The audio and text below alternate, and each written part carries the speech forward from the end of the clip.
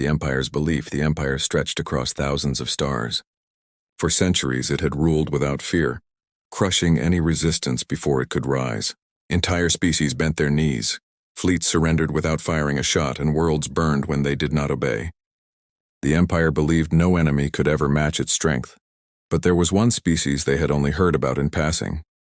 Small whispers in trade routes, unconfirmed reports from frontier scouts, a young race from a blue planet on the edge of the galaxy. They were called humans. The Imperial Council dismissed them.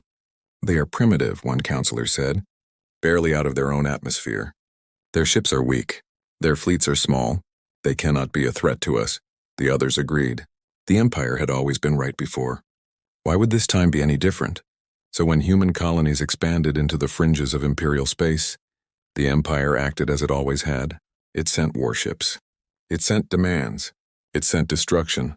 The first human outpost was burned. A mining colony reduced to ash. Survivors sent in chains to serve as slaves. The Empire expected fear. They expected surrender. But what came instead was silence.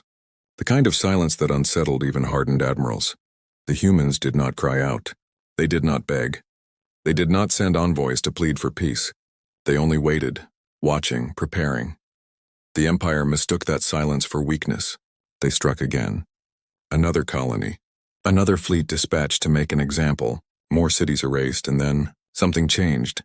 The Empire's scouts reported strange movements at the edge of human space. Fleets that had once been scattered now moved as one. Factories that had been silent now roared with activity. The humans were not retreating. They were building, but the Empire still laughed. Let them try. They are small. We are eternal.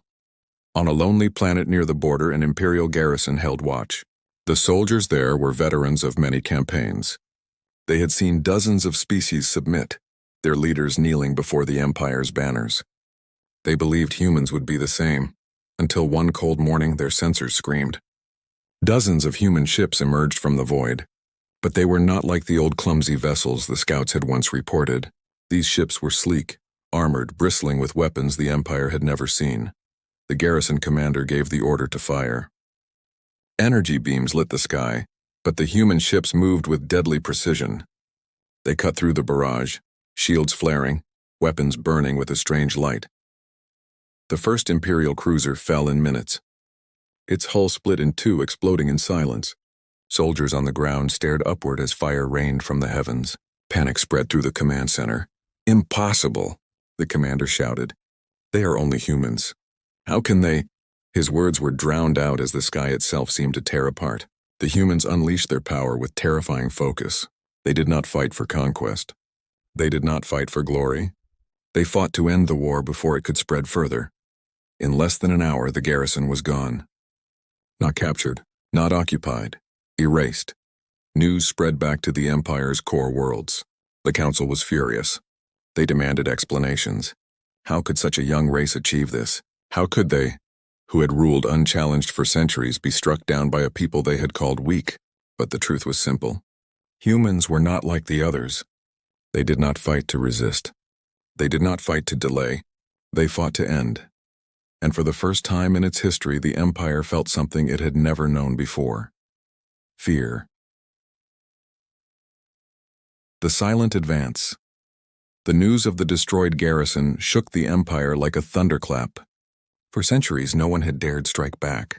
Not the reptilian clans of the southern stars. Not the hive swarms of the outer rim. Not even the machine intelligences that once promised endless war. All had fallen.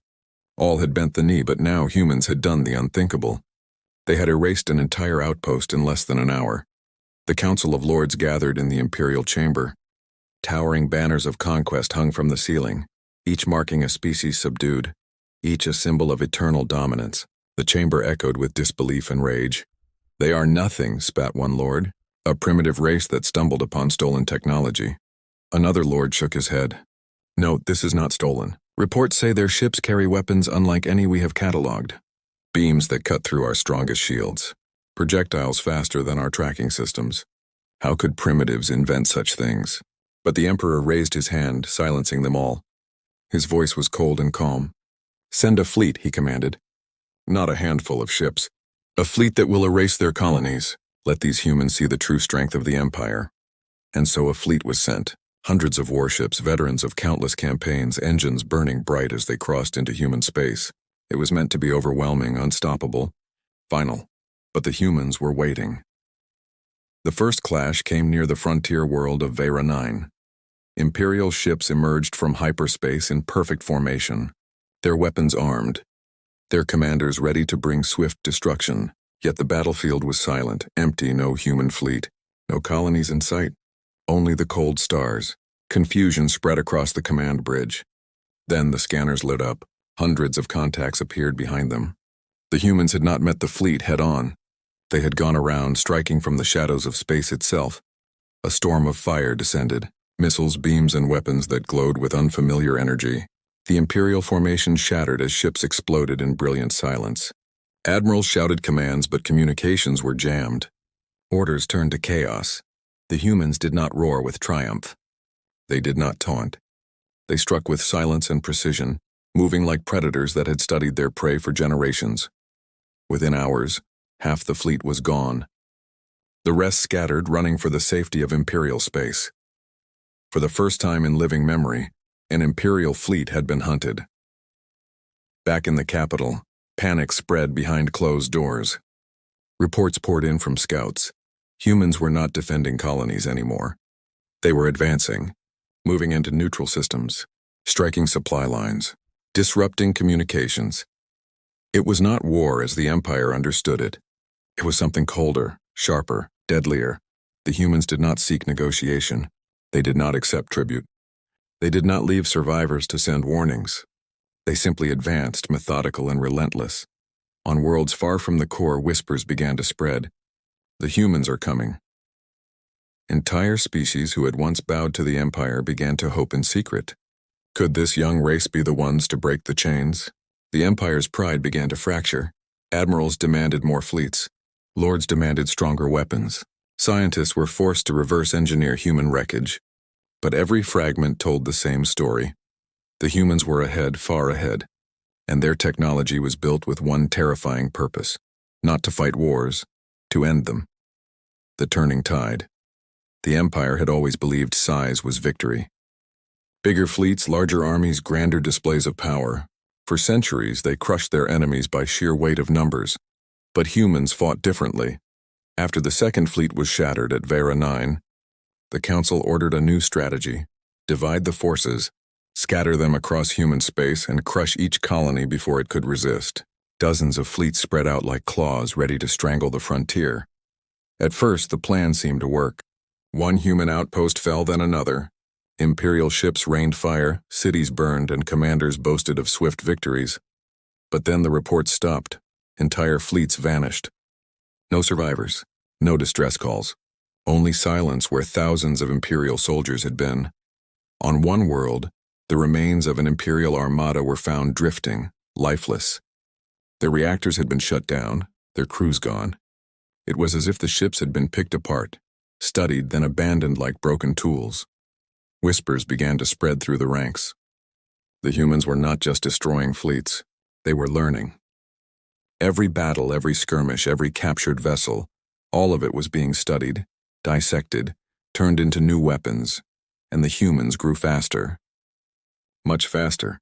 The Council called an emergency session. The chamber was filled with shouting lords and trembling advisors. "This is impossible," one lord cried. "No species evolves this quickly." Another slammed his fist against the table. They must have allies. Some hidden power is guiding them. But deep down, they all knew the truth. The humans were doing what no other race had dared. They were not adapting slowly, not cautiously. They were accelerating at a pace the galaxy had never seen. And then the real blow came. A human fleet appeared not on the frontier, but deep within Imperial space. It struck a vital supply hub, crippling trade across 3 sectors. Entire star systems were left without food, fuel, or reinforcements. Chaos spread like wildfire. The Empire sent reinforcements, but the humans were gone before they arrived. Not a trace left behind, only wreckage and silence. Every time the Empire tried to predict their moves, the humans were already one step ahead. It was as if they could see the future, as if they had already mapped every weakness, every blind spot, every vulnerability. In the mess halls of Imperial fleets, Soldiers whispered of ghosts. They strike from the dark and vanish, one muttered. They don't fight like others. They don't fight at all. They finish. Even commanders began to feel it, a cold weight pressing on their chests. This wasn't war. This was something else, something designed to break not just armies but belief itself. For centuries, the Empire had fed on fear. Now it was tasting its own medicine. The Emperor, silent for weeks, finally spoke. His voice carried through the palace, steady but strained. We underestimated them, but we will not bow. Build the Grand Fleet. Every ship, every soldier, every resource. If humanity wishes to challenge us, then they will face the full weight of the Empire. Factories roared to life. Conscripts were pulled from every world, and shipyards filled the skies with steel. The Empire promised itself this would be the final war. But far away in the void of space, humanity watched. They saw the buildup, the desperation, the fear disguised as pride, and they prepared their answer. For humans did not fight wars to prolong them. They ended them. The Grand Fleet falls. The Empire's pride was forged into metal. From the heart of the capital, shipyards thundered with activity. Entire moons were hollowed out to build vessels of war. Millions of soldiers were conscripted, trained, armed, and promised eternal glory. The Grand Fleet grew larger than anything the galaxy had ever seen. A storm of steel and fire meant to crush humanity in one final strike. When it was finished, it stretched across the stars like a sea of shadows. Thousands of warships, dreadnoughts bigger than cities, carriers filled with fighters, armadas upon armadas. The Emperor himself stood at its command bridge, cloaked in power, certain that history would remember this day as the Empire's greatest triumph. Let the humans see what true power is, he declared. The fleet moved as one, a tidal wave crashing into human space. Systems burned, stars lit with fire, colonies reduced to ash. For a moment it seemed the Empire had regained control. Their might was too overwhelming, their numbers too great. But then, silence.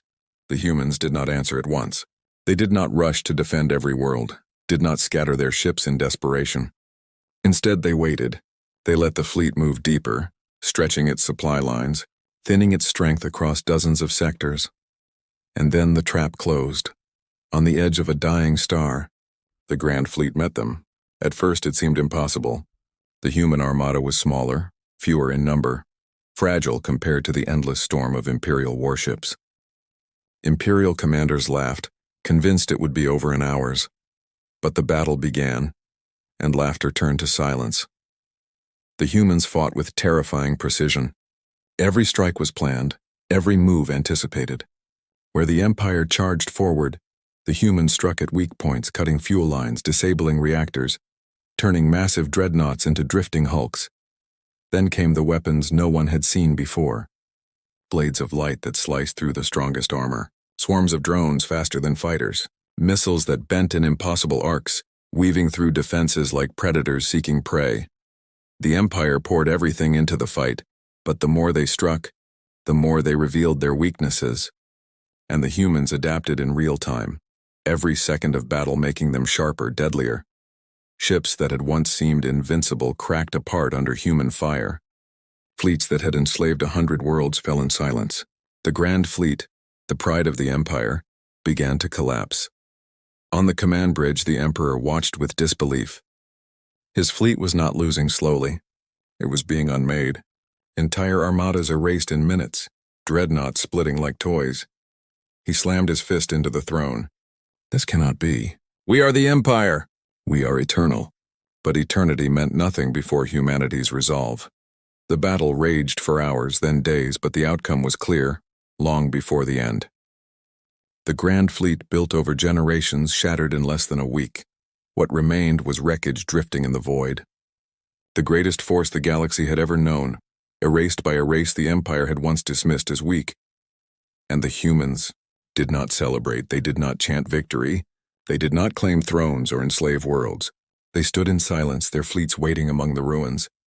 Their message was clear, this was not conquest. This was ending. And the Empire, for the first time in its long history, realized that wars were no longer theirs to control. They had met humanity, and humanity did not fight wars. They ended them. The end of empires, the Grand Fleet was gone. Wreckage drifted silently across the void. Shattered dreadnoughts, broken carriers, fragments of ships once thought eternal. The battlefield was a graveyard, and the Empire's pride lay in ruins among the stars. For the first time in history, the galaxy did not see Imperial banners raised in victory. Instead, it saw them burned, crumbling under the weight of a single truth. Humanity had ended the war. The Emperor sat alone in his throne chamber. His advisors were gone, his admirals dead or missing, his once mighty council reduced to silence. He stared at the empty hall, whispering the same words again and again. How? How could they do this? But no answer came. Only silence. The same silence that had followed every human strike. A silence that no longer meant weakness but judgment. Across the stars, whispers spread. Worlds long enslaved began to rise. Chains were broken, banners torn down. The Empire's grip loosened, not because humans occupied those worlds, but because the illusion of imperial power was gone. Fear had shifted. It no longer served the Empire. Now it served humanity. And yet humanity did not come to rule. On the edge of battlefields, their fleets did not conquer. They stood watch, ensuring the Empire could not rise again. Their commanders spoke simple words to the liberated worlds. We did not come to enslave. We came to end. It was a philosophy alien to the galaxy. For ages, power meant domination, conquest, survival at the cost of others. But humans showed something different. They did not fight to rule. They fought to finish. Where others dragged wars for centuries, humans closed them in days. Where others sought glory, humans sought silence, and that silence was terrifying. The galaxy had thought humanity young, fragile, untested, but now it understood. Humanity had always carried with it the fire of survival. A history written in wars that ended not by truce but by finality. They were forged on a world that demanded resilience, adaptation, and victory without compromise. The Emperor, broken and trembling, gave his last order: surrender. But it was too late. His empire had already crumbled. As he looked into the cold stars, he realized the truth that the galaxy would never forget. Humans do not fight wars. They end them.